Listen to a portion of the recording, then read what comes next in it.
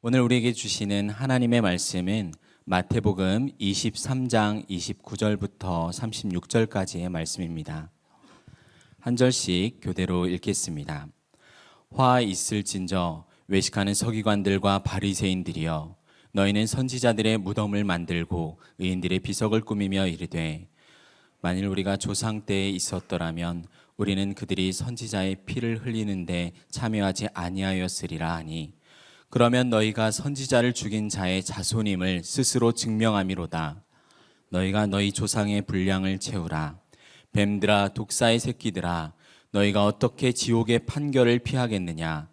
그러므로 내가 너희에게 선지자들과 지혜 있는 자들과 서기관들을 보내매 너희가 그 중에서 덜어는 죽이거나 십자가에 못 박고 그 중에서 덜어는 너희 회당에서 채찍질하고 이 동네에서 저 동네로 따라다니며 박해하리라. 그러므로 의인 아벨의 피로부터 성전과 제단 사이에서 너희가 죽인 바라기아의 아들 사가랴의 피까지 땅 위에서 흘린 의로운 피가 다 너희에게 돌아가리라. 내가 진실로 너희에게 이르노니 이것이 다 이 세대에 돌아가리라. 우리는 계속해서 외식하는 서기관들과 바리새인들의 죄를 지적하고 저주하시는 예수님의 말씀을 보고 있습니다. 그들의 마음과 행동이 과연 어떠했기에 사랑 그 자체이신 예수님께서 이렇게 저주하시는 걸까요? 앞선 2절에서 서기관들과 바리새인들이 모세의 자리에 앉았다는 말처럼 이들은 율법을 가르치는 직분을 맡고 있었습니다. 이스라엘의 선생으로 모두가 우러러 보았습니다. 그러나 실상은 이들은 율법을 제대로 알지 못했습니다. 그렇게 전혀 엉뚱한 길로 이스라엘을 인도하였습니다. 여기가 바로 축복과 생명의 길이야 라고 하면서 실은 저주와 죽음의 길이었습니다. 그들이 바다와 육지를 두루 다니다가 전도한 교인 한 사람은 원어로 살펴보면 외국인이 유대교로 개종한 사람입니다. 이방의 빛이 되어 하나님의 언약 백성이 되게 한 것이 아니라 실제로는 율법의 짐을 짊어지게 하여서 실상은 배나 더 지옥의 자식이 되게 한 것입니다. 왜냐하면 저들은 율법과 믿음, 행위와 은혜에 대한 무지와 오해를 범했기 때문이에요. 도저히 지킬 수 없는 율법의 엄중한 요구 앞에 절망한 죄인 한 사람이 하나님께 오직 은혜와 긍휼을 구하며 믿음으로 나아오게 하려는 하나님의 뜻을 전혀 이해하지 못했습니다. 여전히 그들은 스스로 의를 이루어 영생에 이르겠다고 노력했습니다. 사람의 힘으로 할 수 없는 것을 가능한 것으로 여겼으니 어땠을까요? 온갖 무리한 왜곡과 변질이 초래되어 외식하는 게 당연했습니다. 부패한 마음을 가지고 율법의 의를 이룰 수 있다고 하니 겉으로라도 지키고 순종하는 척 하는 것입니다. 그리고 율법의 수준을 사람이 지킬 만한 수준으로 낮춥니다. 에이, 어떻게 형제를 향해 마음에 품는 생각까지 죄라고 할 수 있겠는가? 화를 못 이겨서 실제로 폭력을 사용하고 간음하지 않으면 되는 거지. 이렇게 마음의 죄악은 중요하지 않고 드러난 행동만 중요하게 된 것이죠. 자신에 대해 절망했을 때 이들은 하나님의 긍휼과 은혜를 붙잡았어야 했습니다. 이 하나의 결정적인 실수에서 비롯되었습니다. 믿음 대신 자신의 의로움을 붙잡은 허망하고 어리석은 집착과 고집 때문에 이들은 불의한 자로 남게 되었습니다. 어떤 화가가 사람이나 장미, 이글거리는 불을 그릴 수는 있죠. 그러나 인간의 영혼과 장미의 향기, 불의 원리는 그릴 수 없습니다. 이처럼 바리새인들과 서기관들이 겉으로는 경건의 모양과 색깔을 입었지만 영적인 은혜, 신실한 믿음, 하나님의 영광을 모조하는 것은 불가능합니다. 이것을 모방하려 하면 할수록 성령을 모독하는 것입니다. 만일 누군가 교회 공동체 안에 머물기 위해서 단지 은혜의 겉모습만을 모방하려 한다면 이것은 주님께 거짓과 조롱을 드리는 것입니다. 주님의 광채를 어둡게 하여 불명예를 드리는 것이죠. 그래서 예수님은 이러한 자들에게 화가 있으리라 말씀하십니다. 29절부터 31절을 함께 읽겠습니다.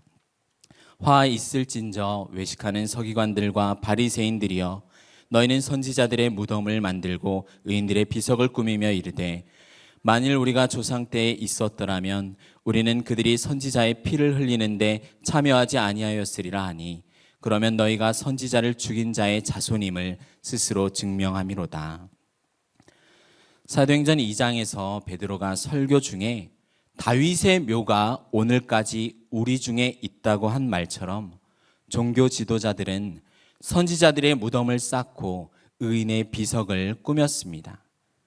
하나님께서는 역사 내내 끊임없이 선지자들을 보내어 바른 길을 권하며 자신을 떠난 이스라엘의 마음을 돌이키려 했습니다.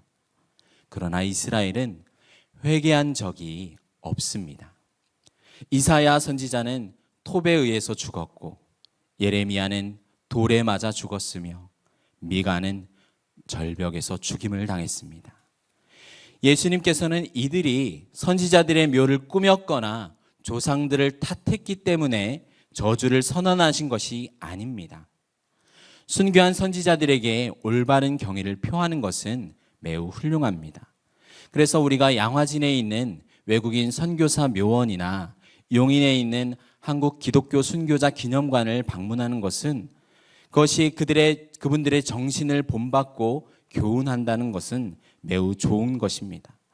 그러나 지금 종교 지도자들은 조상들을 욕하는 척하면서 더 나쁜 짓을 하고 있습니다. 바리새인들이 선지자들의 무덤을 수축하는 것은 선지자들을 사랑해서가 아니에요. 이 일로 종교적 명성을 얻으려는 것입니다. 그들의 조상들이 핍박했던 선지자들의 기념비를 세우면서 자신들은 조상보다 도덕적으로, 영적으로 더 우월하다는 것입니다. 만약 자신들이 조상들의 시대에 살았더라면 우리는 선지자들을 죽이지 않고 죄를 짓지 않았을 것이라는 거죠. 그러나 현재 주어진 기회를 선하게 사용하지 않고 현재 주어진 시험을 이기지 못하는 자에게는 모든 것이 상상에 불과합니다. 우리 역시 다른 사람의 행동을 보고 나라면 그렇게 안 했을 텐데 말하는 것은 쉽습니다. 그러나 역사를 통해 교훈과 경계를 삼고 지금 내게 주어진 환경과 관계에서 구원을 이루기 위해 노력하지 않는다면 나 역시 아무것도 이루지 못하는 상상가에 불과합니다. 그래서 오늘 하나님의 은혜를 구하고 뜻에 순종하기를 우리는 힘써야 합니다. 유대 종교 지도자들은 조상들이 선지자들을 죽여 하나님의 말씀을 거부하고 반역했으며 그 결과 바벨론으로 끌려가 아주 오랫동안 고난을 겪었으나 지금 자신들은 다르다는 것이죠. 그러나 조상들과 동일하게 이들도 스스로 의롭다고 생각했습니다. 그래서 이 행동 자체가 조상들의 불신앙과 무지와 악행을 그대로 물려받은 것을 인정하고 증명한 것이라 할 수 있어요. 죽은 선지자들은 더 이상 보지 못하는 자들이니 그들에게는 잘 대우할 수 있습니다. 바리새인과 서기관들에게는 그래서 이런 말이 어울립니다. 옛 선지자들이 있어도 무방하다. 그러나 여기에 살아있지는 않게 하라. 우리 한번 본문 32절, 33절을 함께 읽겠습니다. 너희가 너희 조상의 분량을 채우라. 뱀들아 독사의 새끼들아, 너희가 어떻게 지옥의 판결을 피하겠느냐. 너희 조상의 분량을 채우라는 말이 무엇일까요? 예수님께서는 그들의 조상들이 시작했던 하나님의 종들을 죽이는 일과 동일한 그 죄악을 자신에게 행할 것을 아셨습니다. 바리새인과 서기관들은 지금 도대체 무슨 음모를 꾸미고 있나요? 구약의 모든 선지자들이 증거하는 바로 그 선지자, 약속대로 다윗의 후손으로 오신 왕, 우리의 죄를 지신 대제사장, 참 하나님이시며 참 인간이신 그리스도를 죽이려 합니다. 이제 며칠 후면 그 일을 이루게 될 것입니다. 바리새인과 서기관들은 조상들이 저지른 살인을 단죄하면서 똑같은, 아니 훨씬 더 사악한 일을 이제 벌이려 합니다. 후에 베드로가 솔로몬의 행각에 서서 이렇게 설교합니다. 너희가 생명의 주를 죽였도다. 이들은 스스로 경건한 자요, 의로운 자라 자처하였지만 실은 마귀에게 속한 자들이었습니다. 그래서 아비 마귀의 행사를 본받아 행하는 자라고 주님이 밝히신 것입니다. 창세기 3장 15절에 최초의 복음대로 뱀의 후손과 여자의 후손이 원수가 되어 여자의 후손이 내 머리를 상하게 할 것이고 너는 그의 발꿈치를 상하게 할 것이라는 말씀이 성취되고 있습니다. 이 말을 오해해서 그들이 결코 온전한 마음으로 돌이킬 수 없다는 절망적인 선언이 아닙니다. 예수님께서는 외식하는 자들이 끝내 회개하지 않을 경우에 당할 처절한 종말을 선언하고 계신 것입니다. 그리고 이들이 죄의 분량을 채우는 과정에서 벌어지는 영적 싸움은 먼저는 제자들에게, 그리고 동일한 길을 가게 되는 우리에게도 겪게 되는 일이라고 말씀하시는 것입니다. 그러니 하나님의 자녀들이 살인자들의 자녀들에게 모욕과 수치를 당할지라도 당황하지 말라는 것입니다. 하나님 믿는 삶이 왜 이렇게 방해받고 이렇게 너무나 힘들까? 그런 분은 잘 가고 계신 것입니다. 놀라지 말라고 경고해 주시는 것입니다. 그래서 그 내용이 계속해서 이어집니다. 우리 34절부터 36절까지 함께 읽겠습니다. 그러므로 내가 너희에게 선지자들과 지혜 있는 자들과 서기관들을 보내매 너희가 그 중에서 덜어는 죽이거나 십자가에 못 박고 그 중에서 덜어는 너희 회당에서 채찍질하고 이 동네에서 저 동네로 따라다니며 박해하리라. 그러므로 의인 아벨의 피로부터 성전과 제단 사이에서 너희가 죽인 바랴갸의 아들 사가랴의 피까지 땅 위에서 흘린 의로운 피가 다 너희에게 돌아가리라. 내가 진실로 너희에게 이르노니 이것이 다 이 세대에 돌아가리라. 예수님께서는 이러한 종교 지도자들의 대적과 박해를 이미 경험하셨고 마지막을 곧 겪으실 것입니다. 그리고 제자들이 주님과 함께 이 경험들을 나눌 것이라 예언하십니다. 34절은 예레미야 7장 25절에서 구약의 여호와 하나님께서 내가 내 종 선지자들을 너희에게 끊임없이 보내었다는 말씀을 인용하셨습니다. 그리고 평행 본문인 누가복음 11장 49절에서는 하나님의 지혜가 일렀을 때 내가 선지자와 사도들을 보내겠다라고 말씀합니다. 이들을 보내는 자신이 지금 누구라고 소개하시는 겁니까? 구약에서 말하는 하나님 자신, 그 지혜자가 바로 나라고 말씀하는 겁니다. 그렇게 동일시하는 것이죠.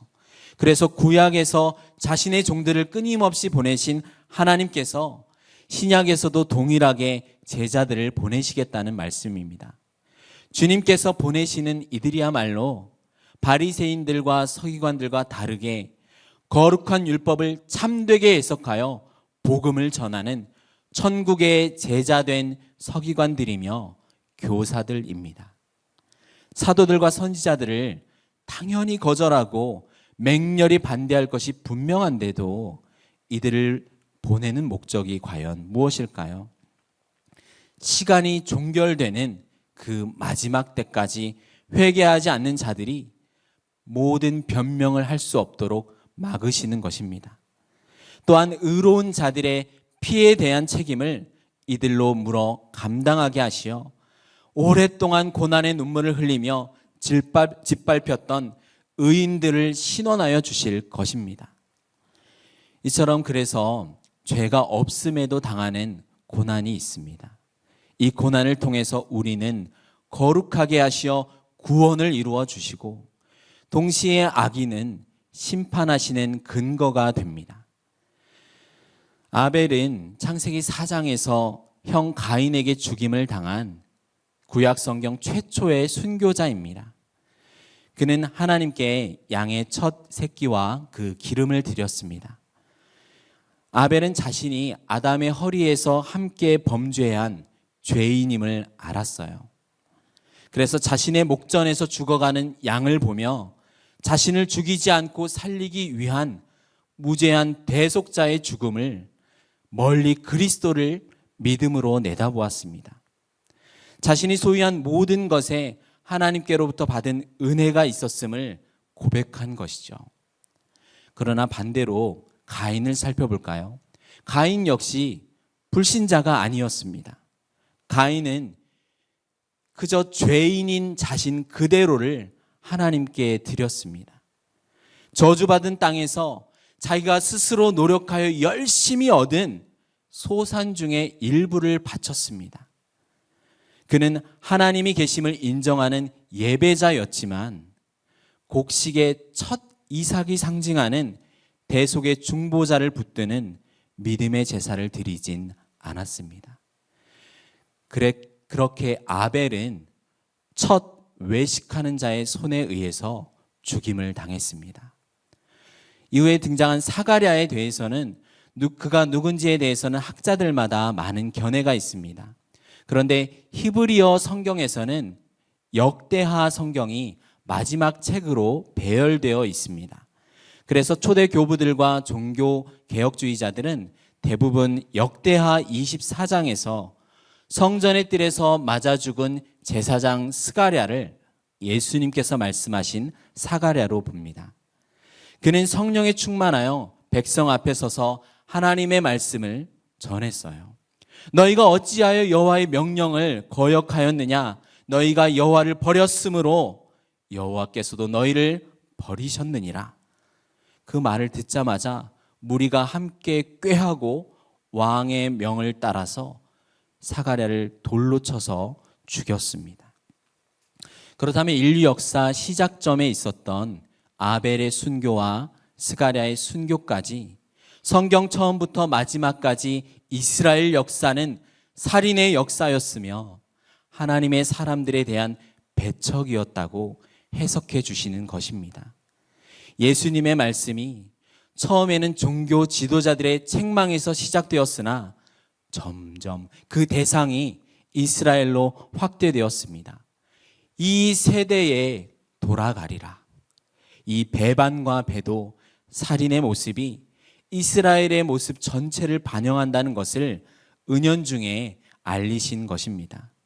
이스라엘의 이 안타까운 모습을 향한 주님의 슬픈 탄식이 내일 이어집니다.